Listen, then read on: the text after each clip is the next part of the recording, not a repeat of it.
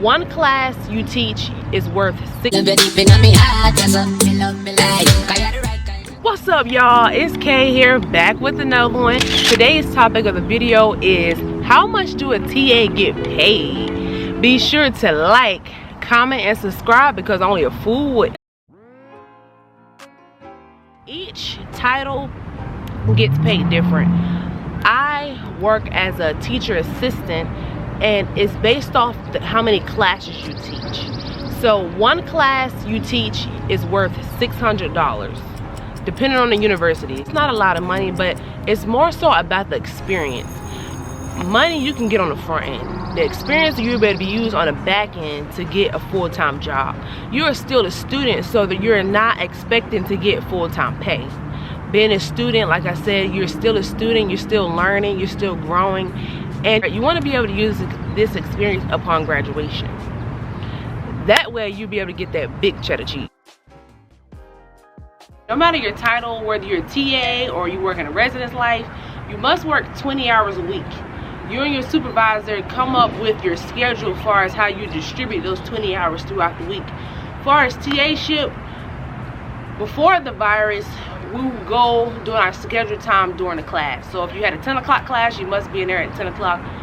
Same thing, or it's 9 o'clock, 12 o'clock. You go to your class time. Now it's the virus. You it's like an independent study. You grade when you can. Me and my colleagues, the professors, we meet once a week on Fridays. And we did Biology 100. We still met once a week. It's important for you to meet once a week so you know what is expected of you, get clear instructions, or if you need help or more understanding on a lab, that way you can give clear instructions to your students. You don't want to be confused and give the wrong information to the students because that's going to hinder or hurt their grade. Graduate assistantship is something that all graduate students should desire to do. Graduate assistantships is experience in your field that will allow you to navigate your experience as well as network with professors and other people that work in the department. I work in the biology department. I have been working in the biology department for about 2 years now as a TA, graduate assistant, teacher assistant.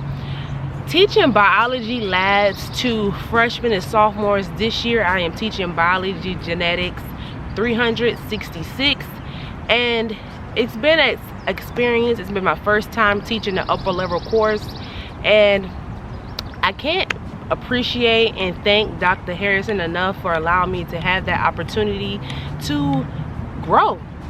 You know, it's just simply to grow, self-development, put me in that around with women that have doctoral degrees has been very inspiring, and you would like to do it too. If you would like to do an internship or a TA-ship, don't think about the money. They have a lot of different titles for a GA-ship. You can work in residence life. You can work in, administration in different buildings, helping people. I wanted to do TAing, which is helping out students navigate their learning experience. That's what I wanted to do. I chose to do that because upon graduation, I thought I wanted to be a college professor. One day they may still be true, but I'm able to get that experience now.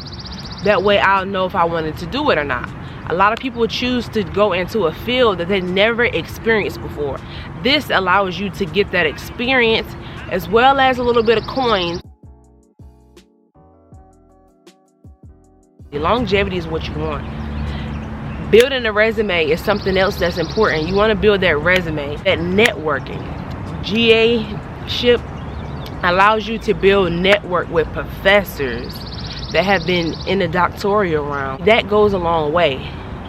They can be your recommendation for your full-time job. It's a lot of different benefits being in this field while you are a student. You can't just come in there and say, hey, I want to teach labs. No, you need credentials for that as a full-time job. You are able to get this experience with not that much credentials. Like I said, you need like a master's degree or sometimes a doctoral degree to teach and to be able to engage with students, or for that matter, other people that have doctorals. You need to have that piece of paper to be in the room with them. but this position allows you to do that with not having that. Have not seen my other TA videos, be sure to check them out. I make these videos and hope and inspire other people to become TAs. Students need people that are more passionate about what they do and about helping other students. The students really need you.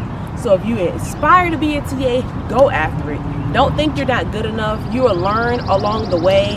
You will get better along the way. Trust me, but you will have a huge impact on a student's life. I have created a group of girls that I mentor, that I met through this TA-ship. So you can take it whatever direction you choose to. Don't just limit yourself or think about it one way. You never know what is laid on your heart that you may really change some people to inspire them to stay in school. You want to motivate these children to stay in school.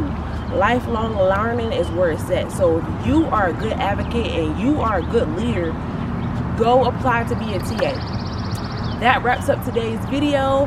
Be sure to like, comment, and subscribe because only a fool wins. See you next time.